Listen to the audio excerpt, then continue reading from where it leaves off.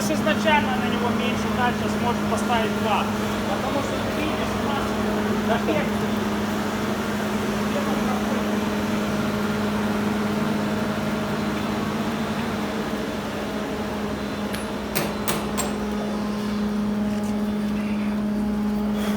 Один раз можно делить его пополам, а на второй раз уже.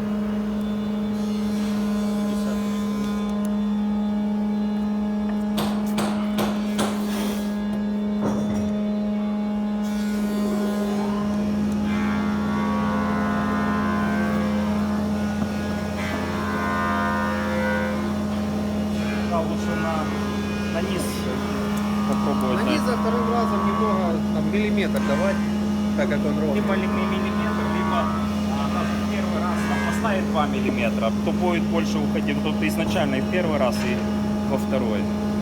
И будет уходить просто больше наверх.